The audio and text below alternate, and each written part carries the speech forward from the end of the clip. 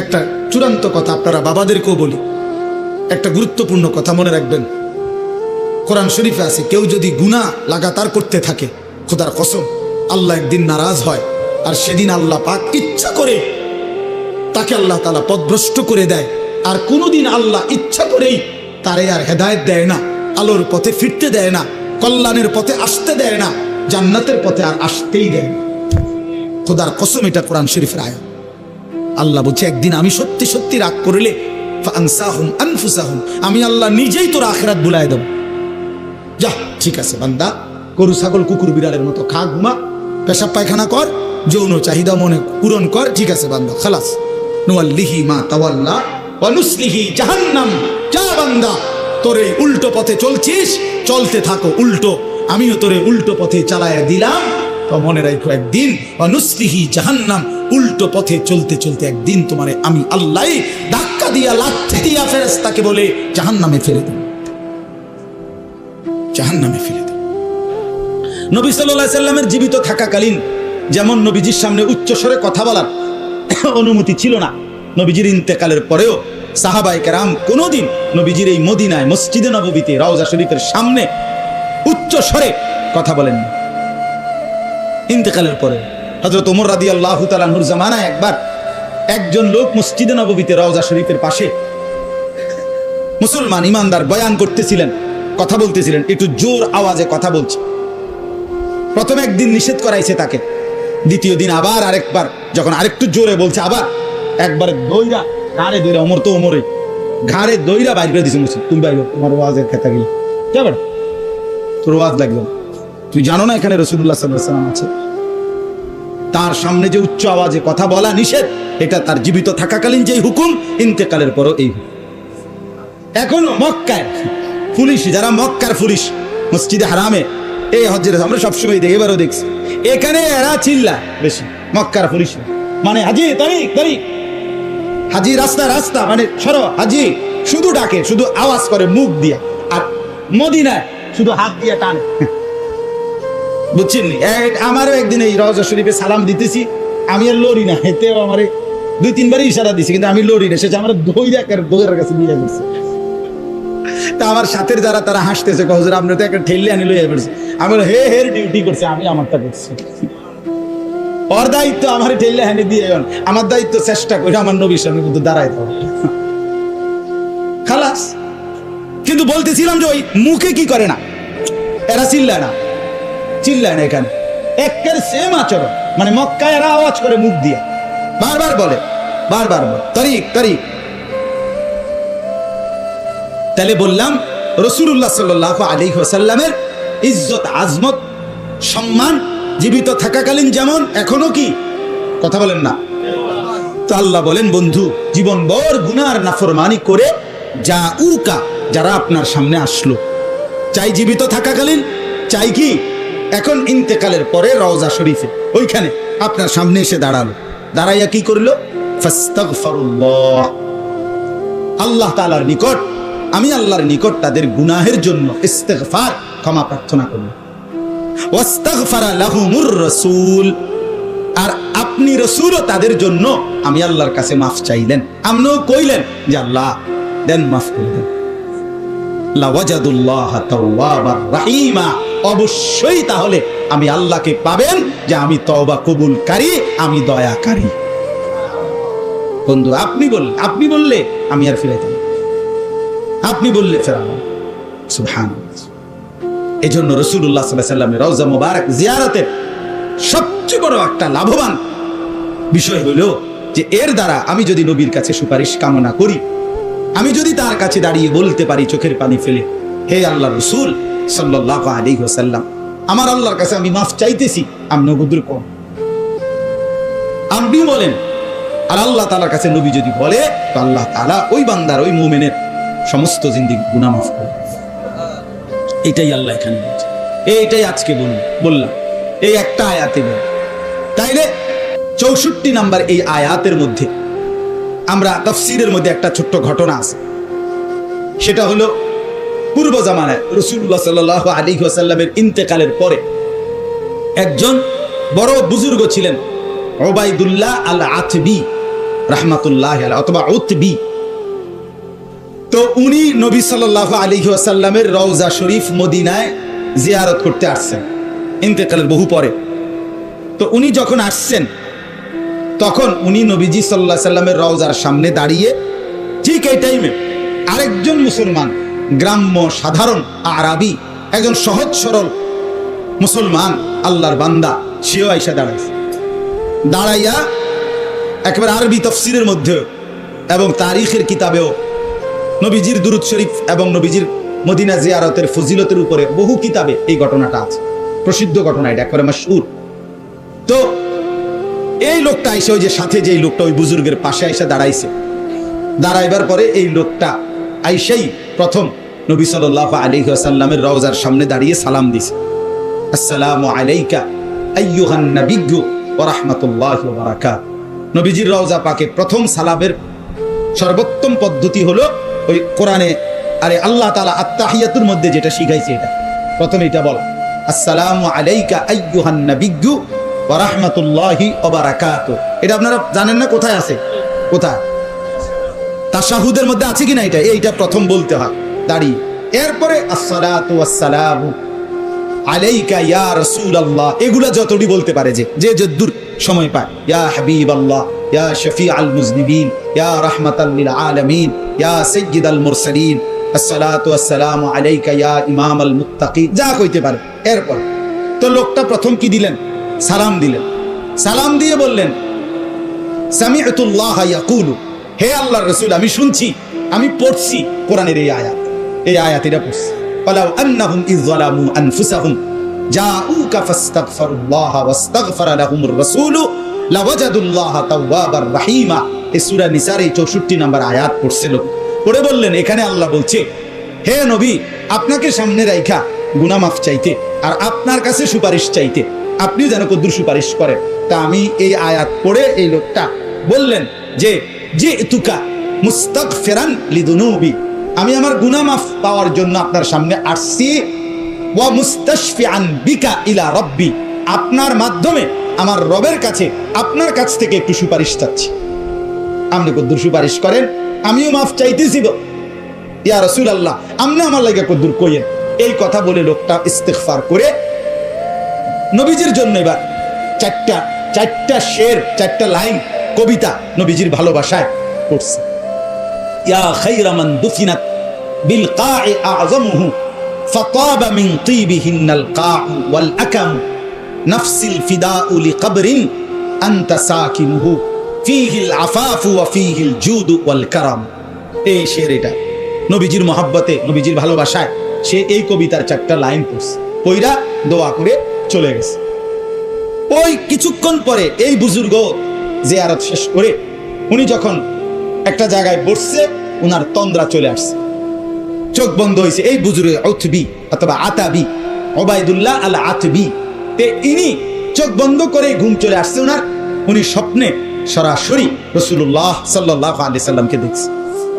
নবীজি উনাকে বলছেন, আল হিক, তুমি এক্ষুন গিয়া ওই লোকটার কাছে, যে একটু আগে আমারে কি করে গেল, সালাম দিয়ে গেল, এই বেদুইন, তার লগে দেখা করো, তারে সাক্ষাৎ করে বলো যে আমি আল্লাহর কাছে তার জন্য মাগফিরাতের সুপারিশ করেছি এবং আমার আল্লাহ তাকে পুরাপুরি মাফ করে দিয়েছে। তিনি শুনাইছেন এবং ওই লোকটাকে ওই সুসংবাদ দিয়েছেন।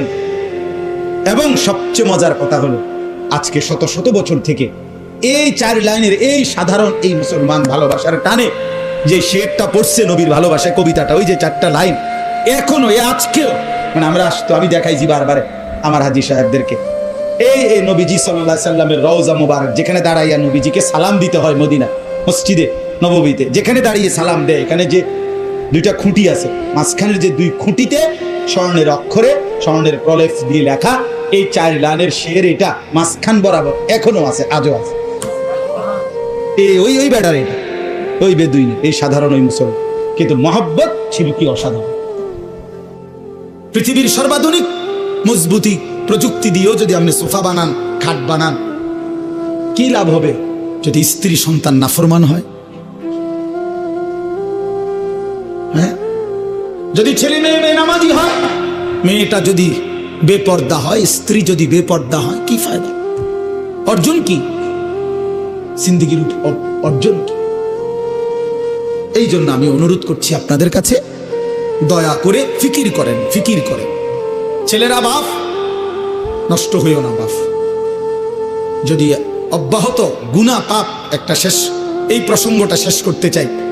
একটা চূড়ান্ত কথা আপনারা বাবাদেরকেও বলি, একটা গুরুত্বপূর্ণ কথা মনে রাখবেন।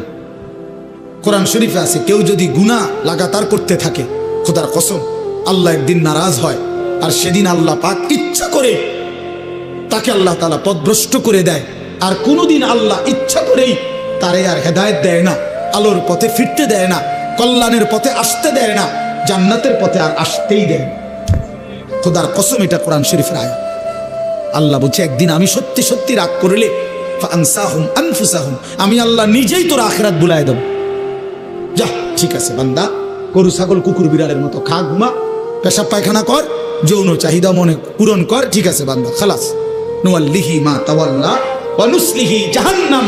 যা বান্দা, তোর এই উল্টো পথে চলছিস, চলতে থাকো উল্টো, আমিও তোরে উল্টো পথে চালায়া দিলাম।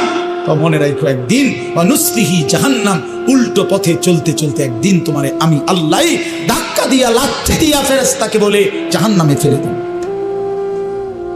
জাহান্নামে ফেলে দেব। হ্যাঁ, কোরআন শরীফে আছে, আল্লাহ বলবে হাসরের ময়দানে ফেরেশতাদেরকে, ফেরেশতারা আমার নাফরমান বান্দাদেরকে খুজুহু ফাগুল্লু, ওদেরকে ধর, এই ফেরেশতা ধরো, আর ফাগুল্লুহু, বেঈমান বান্দাগুলো, নাফরমানগুলোরে বাঁধো, টাইট করে বাঁধো। বাঁধার পরে বলবে সুম্মাল জাহিমা সাল্লু, এবার জাহান্নামের মধ্যে ছুঁড়ে মারো। একটা একটা লাথি দিবা, এক এক লাথিতে যেন গিয়ে জাহান্নামে পড়ে, দ্রাম করে মারো লাথি, লাথি দাও। তুমি দেখো কোরআন শরীফ, কোরআন শরীফে আছে সূরা আল হাক্কা, এই সূরার মধ্যে আছে সুম্মা ফি সিলসিলাতিন যারউহা ৭০ যিরাআন ফাসলুকুহ। ফেরেশতা যখন নাফরমানকে হাসরের ময়দানে বেঁধে জাহান্নামে লাথি দিয়ে মেরে ফেলে দিবে, আল্লাহ তখন আবার বলবে জাহান্নামের ভিতরে ফেরেশতাদেরকে, আল্লাহ পুনরায় বলবে ফেরেশতারা আমার এই নাফরমান বান্দাকে জাহান্নামের ভিতরে ৭০ হাত লম্বা আগুনের শিকল দিয়া এবার আবার বাঁধো, আবার বাইদা ফাসলুকুহু, কুকুরের মতো, কুত্তার মতো পুরা জাহান্নামে তারে ঘুরাও, আর সবার সাথে পরিচয় করিয়ে দাও তার নাফরমানি পাপগুলো কি কি। খোদার কসম, এটা কোরআন শরীফের আয়াত। ফেরেশতা বলবে জাহান্নামী বাকিদেরকে, জাহান্নামীরা দেখো, এটা সেই বেঈমান যে জীবনভর চুরি করেছে, জিনা করেছে, মদ খেয়েছে, জুয়া খেলেছে, নারী ছাড়া, ছবি ছাড়া, জিনা ছাড়া, উলঙ্গ দৃশ্য ছাড়া, অসভ্যতা ছাড়া যার রাত কাটে নাই, এটা সেই জানোয়ার। আল্লাহ বলবে, বেটা আল্লাহ বলবে কুত্তার মতো তারে জাহান্নামে ঘুরাও, আর সবাই রে দেখাও, সবার সাথে পরিচয় করিয়ে দাও, তার পাপের কথা বলে দাও। নাউযুবিল্লাহ।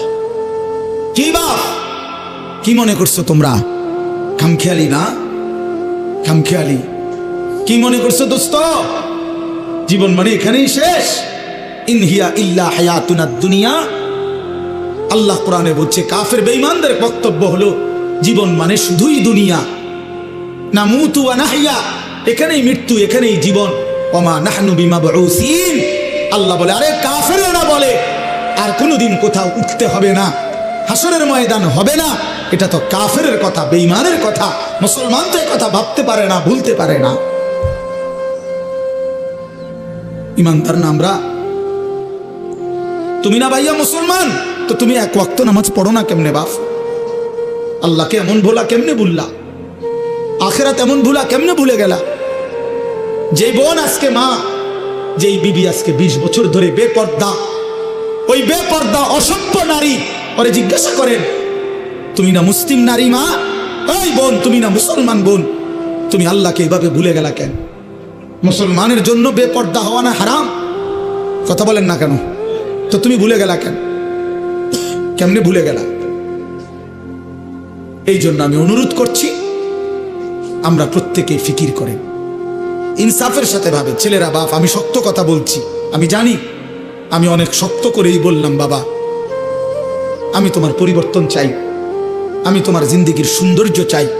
কিশোর নওজোয়ান, তোমরা যদি চরিত্রহীন হও, তোমরা যদি নারীর আসক্ত হও, মদ জুয়ার আসক্ত হও, তোমরাই যদি এক ওয়াক্ত নামাজ পড়তে মন না চায়, প্রিয় নওজোয়ান, আগামীর ইসলামের জন্য লড়বে কে? বলো বাপ, কালেমার জন্য লড়বে কে? ইসলামের জন্য জীবন বাজি রাখবে কে? তাই না? আমার নবী সাল্লাল্লাহু আলাইহি সাল্লামের সেই দাঁত ভাঙ্গা ইসলাম, তায়েফের রক্ত মাখা ইসলাম আমরাই আমাদের হাতে ফেলে দিলাম, আমরাই ছুড়ে দিলাম।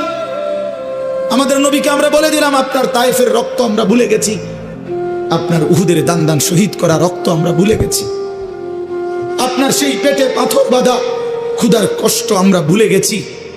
আমরা আপনাকে চাই না, আমরা ইহুদি খ্রিস্টান বেঈমান ফুটবল ক্রিকেটের খেলোয়াড় কিংবা মোবাইলের কোনো নারী নর্তকী তাকে নিয়েই আমরা পড়ে আছি।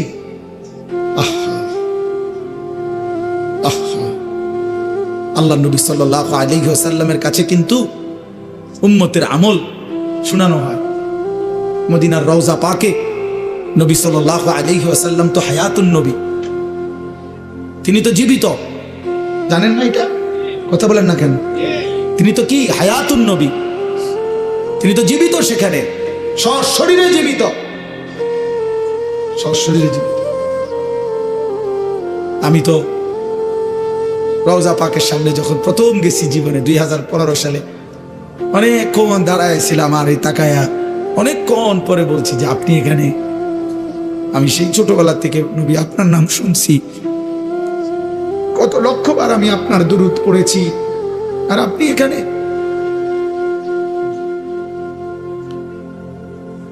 তো আল্লাহ নবী সাল্লাল্লাহু আলাইহি সাল্লামের কাছে উম্মতের আমল নামা শোনানো হয়, ফেরেশতারা শোনায়। আপনার উম্মতের আনিস আজ 1 সপ্তাহ যাবতেই করেছে। নবী সাল্লাল্লাহু আলাইহি সাল্লামের উপরে কেউ যখন দুরূদ শরীফ পড়ে, আল্লাহ নবী সাল্লাল্লাহু আলাইহি সাল্লাম বলেন, সঙ্গে সঙ্গে ফেরেশতা ওই ব্যক্তির নাম এবং বাবার নাম সহ আমি রাসূলের সামনে পেশ করে, বিইসমিহি ওয়া বিইসমি আবিহি, ওই ব্যক্তির নামও বলে, তার বাবার নামও বলে, নবী সাল্লাল্লাহু আলাইহি সাল্লামের সামনে শোনানো হয়। তো আচ্ছা, মনে করেন আমার এই বন্ধু, ওনার নাম হলো হাফেজ মাওলানা আবু হানিফ ভাই। এখন কেউ মনে করেন আমার কাছে ওনার নাম খুব বলে আয়সা আয়সা, তো কোনো একদিন যদি 6 মাস পরেও 6 বছর পরেও উনি যদি আমার সামনে আয়সা বলে যে হুজুর আমার নাম আবু হানিফ, তাহলে আমি কি বলবো? আরে আপনি না, আপনার কথা আমি কত শুনছি, অনেকেই আপনার কথা বলে, বারবার বলছে। খোদার কসম, যেই উম্মত রাসূলুল্লাহ সাল্লাল্লাহু আলাইহি সাল্লামের সুন্নাতকে অনুসরণ করেছে, দুরূদ শরীফ পড়েছে, নবীজি সাল্লাল্লাহু আলাইহি সাল্লামকে অনুসরণ করেছে, তো তার নাম তো নবী সাল্লাল্লাহু আলাইহি সাল্লামের সামনে বারবার উচ্চারণ হয়েছে। হাসরের ময়দানে সেই উম্মত গিয়ে যখন নিজের আমলনামা নিয়ে বলবে, ইয়া রাসূলুল্লাহ আমি আনিসুর রহমান, আল্লাহ নবী বলেন, ও আচ্ছা তুমি, তোমার নাম তো ফেরেশতারা আমার কাছে প্রায়ই বলতো, আমি অনেক শুনছি তোমার নাম, আমি তোমার নাম অনেক শুনছি, আমি তো শুনছি তোমার নাম, তুমি সেটা। এই জন্য বন্ধু আমার, দোস্ত আমার, হাসরের ময়দানে তো রাসূলুল্লাহ সাল্লাল্লাহু আলাইহি ওয়াসাল্লামের সামনে আমলনামা দিতে হবে। সুপারিশ করবে না উনি? তো আপনি আমলনামা কাগজপত্র দিতেন না? কথা কয় না, সুপারিশের কোনো নিয়ম কানুন নাই, কথা বলেন না কেন? কোনো নিয়ম কানুন আছে কি না? তো আপনি আপনার ফাইল দিবেন না? ফাইল না দিলে সুপারিশ করবো কি? তা আপনি যখন নিজের আমলনামা দিবেন, আল্লাহ নবী সাল্লাল্লাহু আলাইহি সাল্লামের হাতে, আমার বাপ, আমার নওজোয়ান, নবী যখন চোখ বিলায় দেখবে 30 বছর সুদের লেনদেন, 30 বছর টানা মিথ্যাই বলেছে, 30 বছর ধরে প্রতিদিন গালি দিছে, 30 বছর ধরে তার স্ত্রী বেপর্দা, 30 বছর ধরে প্রতিদিন ঘরে রঙিন টেলিভিশনে নাচ গান সিনেমা নাটক নর্তকীর ছবি চলছে, 365 দিনের এক একটা বছরে কোনোদিন ফজরের নামাজ পড়ে নাই। এগুলো কি আমল নামার মধ্যে লেখা থাকবে না? কথা বলেন না কেন? আল্লাহর কসম নবীজি, আমরা উর্দু কিতাবে পড়ছি, নবী তখন এরকম আমল নামা উম্মতের দেখে খোদার কসম নবীজি হাসরের ময়দানে চোখের পানি ফেলে দিবে, কাঁদবে, আর আল্লাহর নবী বলবে, উম্মত আমি সেই নবী, 23টা বছর যে আমি তোদের জন্য কেঁদেছিলাম, এশার নামাজের পরে দাঁড়াইছি ফজরের আজান পর্যন্ত, দাঁড়ানোতে চোখের পানি ফেলছি আর তোদের জন্য আমি আল্লাহর কাছে গুনাহ মাফ চাইছি। আমার হাত্তা তাওয়াররামাত কাদামাহু, আম্মা জান আয়েশা বলে অসংখ্য রাত নবীজি কাঁদতে কাঁদতে দাঁড়িয়ে থাকতে থাকতে আমি আয়েশা দেখছি নবীজির দুইটা পা মোবারক ফুলে ফুলে গেছে। আমি এত কাঁদলাম, তাইলে উম্মত কার জন্য? আমার তায়েফের রক্তে সারা দেহ রক্তাক্ত হয়ে আমার পায়ের জুতা আর পা রক্তে জমাট বাইধা গেছে। আমার জুতা আমি খুলতে পারতেছিলাম না। আমি ক্ষুধার কষ্টে পেটে দুইটা পাথর বাঁধছিলাম। আমি উহুদের দান শহীদ করা রক্তে উহুদের জমিনে আমি পড়েছিলাম। আমার ঘরের চুলায় 3 মাস আগুন জ্বলে নাই। দোস্ত আমার, বন্ধু আমার, নবী জিজ্ঞেস করবে, উম্মত এত রক্ত, এত চোখের পানি, এত ক্ষুধার কষ্টের আমার 23 বছরের বিনিময়ে এই আমল নামা, এই আমল নামা? তুমি না আমার শ্রেষ্ঠ উম্মত, আমি না শ্রেষ্ঠ নবী? তো আমি এই আমল নামা নিয়ে কেমনে মালিকরে দেখাবো? আমি কেমনে দেখাবো যে আল্লাহ, আয় মাওলা, এটা আমি শ্রেষ্ঠ নবীর শ্রেষ্ঠ উম্মতের আমল নামা? এটা কিভাবে দেখাবো? এই জন্য আমরা এই কিতাবে পড়ছি উর্দুতে যে নবী তখন বলবে, উম্মত তুমি আমার এত বড় বেইজ্জতি কেমনে করবে? তোমরা কি কোনোদিন মরবা না? আজ যদি মৃত্যু হয়, এই বেনামাজি জিন্দেগি নিয়ে কেমনে কবরে যাইবা? ঠিকবা কেমনে? এই নাফরমানের জিন্দেগি নিয়ে কেমনে ঠিকবা? এই জন্য আমরা প্রত্যেকেই প্রস্তুতি নেই। যদি ভাবতে শিখি, বুঝি, সামান্য অনুভূতি জাগে, তাহলে এই অনুভূতিটাকে কাজে লাগাবার একটা বড় সুযোগ। পিছনের গুনাহ মাফ করে নতুন করে নিজেকে আল্লাহর ইবাদত, ঈমান, আমলের দ্বারা সজ্জিত করার একটা শ্রেষ্ঠতম সিজন, মৌসুম আসতেছে, সেটা হলো মাহে রমজান। মাহে রমজান বড় বেশি সুযোগ আসতেছে। আল্লাহ যদি দয়া করে হায়াত দেয়, তো পিছনের সব গুনাহ মাফ করিয়ে নতুন সাজে নিজেকে সজ্জিত করার, আখিরাতের রঙে রঙিন করার, জান্নাতের রঙে নিজেকে গড়ে তোলার এক শ্রেষ্ঠতম মাস মাহে রমজান। রমজান মানে অন্য কিছু, রমজান মানে ভিন্ন কিছু। রমজান মাসে মানে নিজেকে বদলানোর মাস।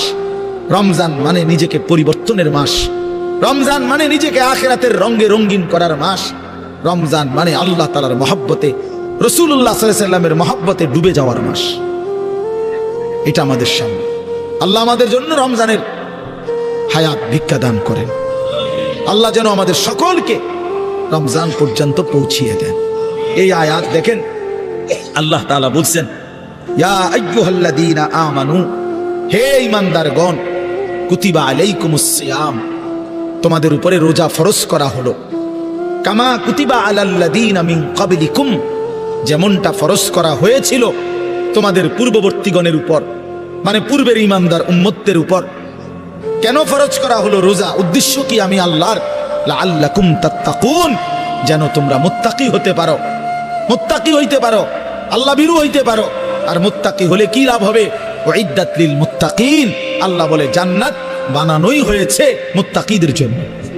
মুত্তাকি হবে তো জান্নাতি হবে, জান্নাতি হবে।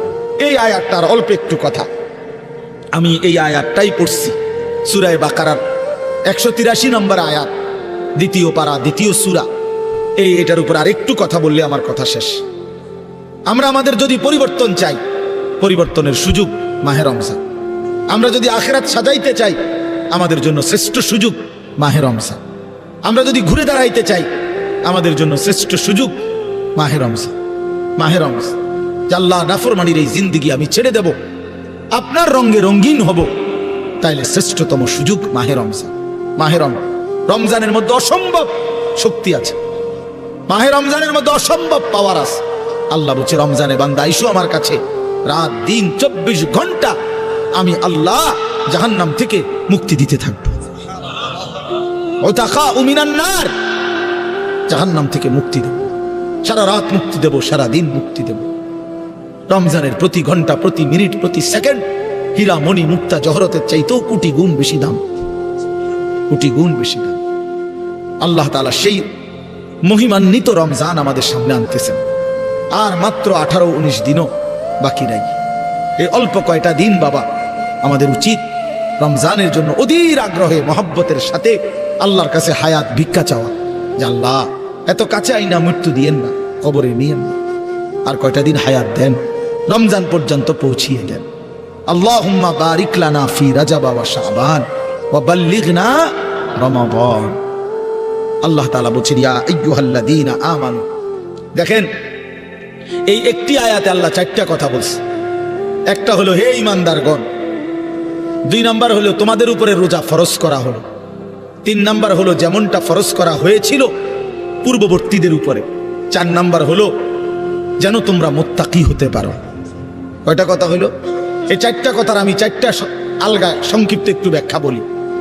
1 নাম্বার হলো হে ঈমানদারগণ, এটা আল্লাহ আমাদেরকে ডাক দিছেন। তাফসীরের মধ্যে আছে আদম আলাইহিস সালাম থেকে নিয়ে আমাদের নবী পর্যন্ত ইতিপূর্বে আমাদের নবীর আগে যত নবী পৃথিবীতে আল্লাহ পাঠাইছেন, ওই নবীদের উপরে যারা ঈমান আনছিল ওই নবীদের আমলে তাদের কাউকে কোনোদিন আল্লাহ তাআলা এই শব্দ দিয়ে হে ঈমানদারগণ ইয়া আইয়ুহাল্লাযীনা আমানু বলে ডাক দেন নাই। আগে সর্বপ্রথম আমাদের নবী, আখিরি নবী, আল্লাহর বন্ধু, আমাদের নবীর ভালোবাসায় আল্লাহ তাআলা বলছে বন্ধু বিগত কোন নবীর ঈমানদার উম্মতকে আমি যেই শব্দে ডাকি নাই, এই প্রথম আপনার ভালোবাসায় আপনার ঈমানদার উম্মতকে আমি ইয়া আইয়ুহাল্লাযীনা আমানু এই নতুন শব্দে ডাক দিলাম। হে ঈমানদারগণ, হে ঈমানদার তোমরা আমার। তাফসীর ইবনে কাসিরের মধ্যে আছে যে ঈমানদার সে আল্লাহর বন্ধু, যে মুমিন সে কার বন্ধু? আল্লাহর বন্ধু। আল্লাহর বন্ধু, মুমিনের বন্ধু আল্লাহ, আল্লাহর বন্ধু মুমিন, আল্লাহর বন্ধু মুমিন। এই জন্য তাফসীরে লিখছে হে ঈমানদারগণ, এই কথার আরেকটা তর্জমা এটা হে আমার বন্ধুগণ। আল্লাহ যেন ডাক দিয়া বলছে হে আমার বন্ধুগণ, তোমরা আমার বন্ধু, তোমরা আমার। আমি বানাইছি বহু জনেরে, তোমরা বানাইছি আমার জন্য, আমার জন্য। তোমরা আমার, তোমরা আমারে মেনে নিয়েছ, তোমরা আমার কালেমা পড়েছ, তোমরা আমার রাসূলকে মেনে নিয়েছ, অতএব তোমরা আমার।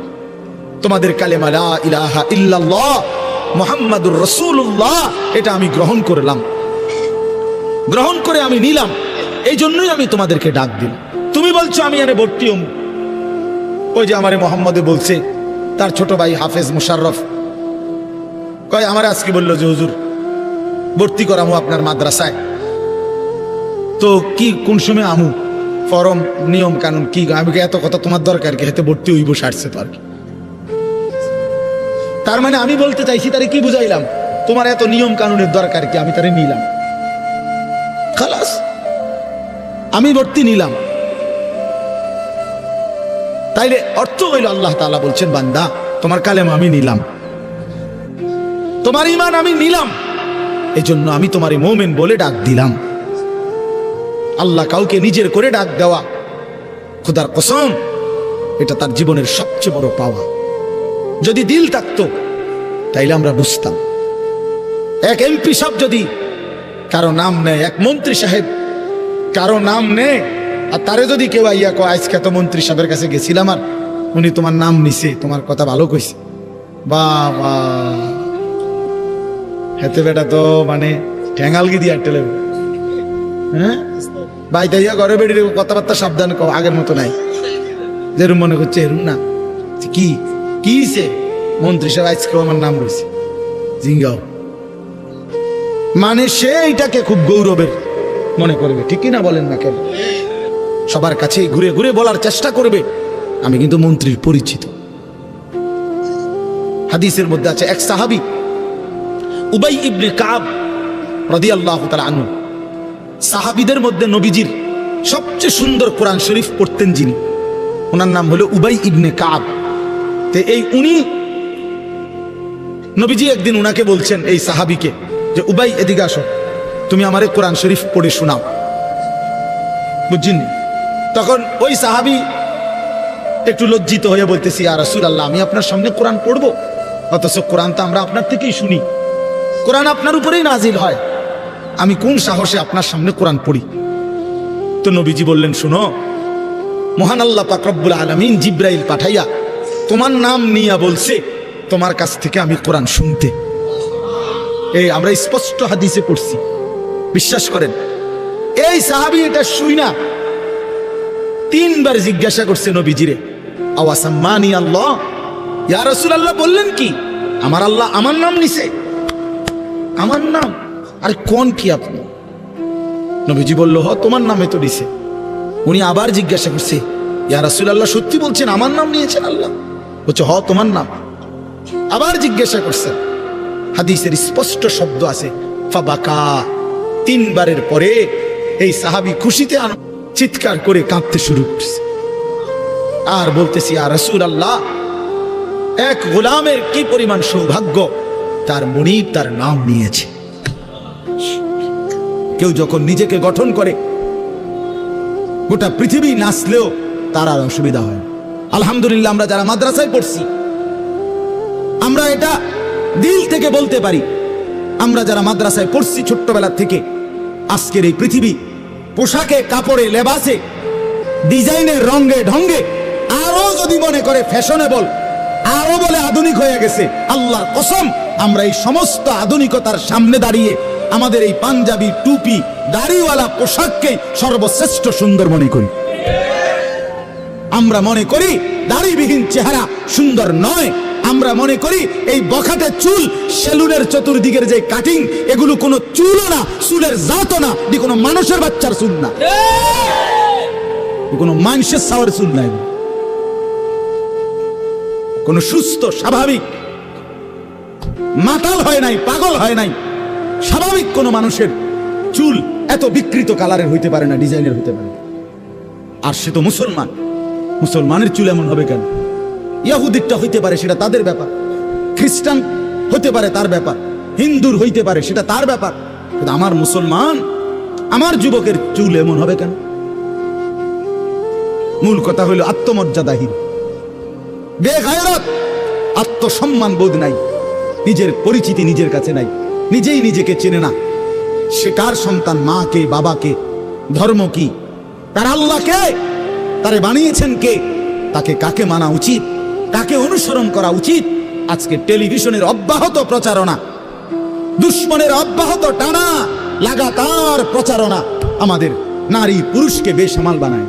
সবাই মিলে পাগল যে কাফেরের মতো সাজো, দুশ্মনের মতো সাজো, ইহুদির রঙই রং, খ্রিস্টানের সাজে সাজ, কাফের বেঈমান নাস্তিক মুরতাদ তাদের রং ঢং, তাদের চুল, তাদের লেবাস, তাদের জামা, তাদের শাড়ি, তাদের গহনা, তাদের প্যান্ট, তাদের লেবাস, তাদের পোশাক, এটাই সৌন্দর্য, এটাই আকর্ষণীয়। এটা হলো মূলত রুচিহীনতা, বিকৃত মানসিকতা, আত্মসম্মান বোধ, আত্মপরিচয়হীন ব্যক্তির পরিচয়।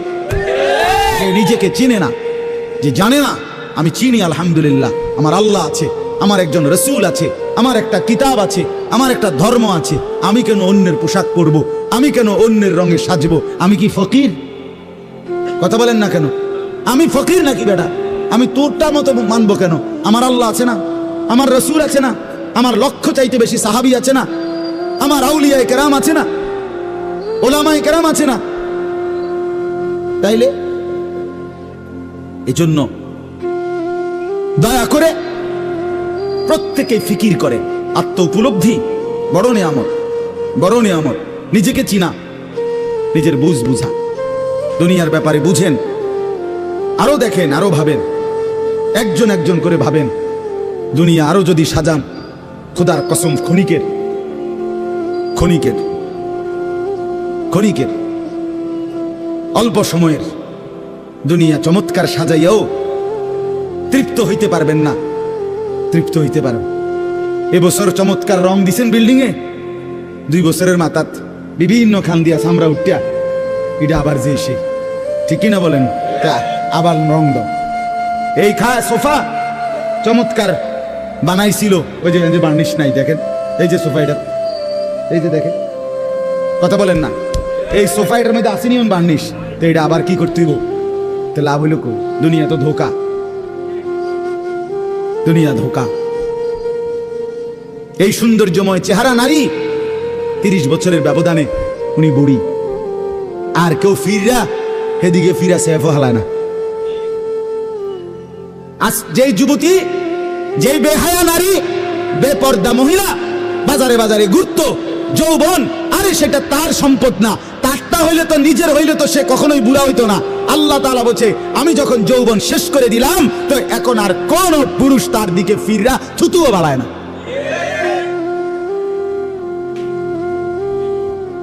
থুতুও ফেলে না। হায়াতের প্রত্যেক মুহূর্ত আল্লাহর দান। দুনিয়া অল্প ক্ষণিকের, দুনিয়ার প্রত্যেকটা অবস্থা পরিবর্তনশীল। এই যে বৃষ্টি হচ্ছিল এখন নাই, আবার একটু পরে হইতে পারে। এই যে অন্ধকারে ঢাকা, এটা স্থায়ী না, একটু পরে আবার সকাল হবে। এই যে চমৎকার আলো, এটা স্থায়ী না, একটু পরে আবার সন্ধ্যা হবে। এই তো হাসতেছে লোকটা, কিছুক্ষণ পরে আবার কাঁদবে। এই সুস্থ মানুষ, কিছুক্ষণ পরে আবার ব্যারাম, রোগ। এরই নাম দুনিয়া, ঘুরতে থাকে, পরিবর্তনশীল, স্থায়ী না। অল্প সময়, অল্প সময় দুনিয়া, অল্প কিছুক্ষণের। আখিরাত স্থায়ী, মৃত্যু পরবর্তী জিন্দেগি স্থায়ী। সেটা হবে, এটা যেহেতু হইছে ওইটাও হবে। এটা যিনি নিয়ন্ত্রণ করে সেটাও তিনি নিয়ন্ত্রণ করে। আমাদের কারো ইচ্ছায় সন্ধ্যা হয় না, আমাদের কারো ইচ্ছায় ভোর হয় না। তাহলে বোঝা গেল আলাদা কেউ নিয়ন্ত্রণ করে, তিনিই বলছে আখিরাত হবে। কাজে এটা যেহেতু হইছে সেটাও হবে। কথা বলেন না কেন? হ্যাঁ বলে, বাসর রাত যত আকর্ষণীয় রাতই হোক ভোর হয়ে যায়। জেলখানার রাত, ফাঁসির রাত যত মুসিবতেরই হোক ভোর হয়ে যায়। দুনিয়া এক অবস্থায় থাকে না, এক হালাতে থাকে না বাপ। এজন্য ছেলেদেরকেও বলি বাপ, জিন্দেগি সুন্দর কর। তোমার এই হাসি থাকবে না, তোমার এই সুস্থ সুন্দর সুঠাম দেহ থাকবে না। আমি কালকেও আমার শায়েখ আরিফ বিল্লাহ হাকিমুন নাফস আল্লামা মুফতি মুশতাকুন নবী কাসিম হুজুর গতকালকে পাবনা গেছেন। তো আমি এর আগে আমি গেছি, হুজুরকে বলছিলাম, আমি আপনার মাহফিলেও বলছি, আমি পাবনা মানসিক হাসপাতালে গত মাসে দেখতে গেছিলাম, দেখছিলাম বয়ানের পরে।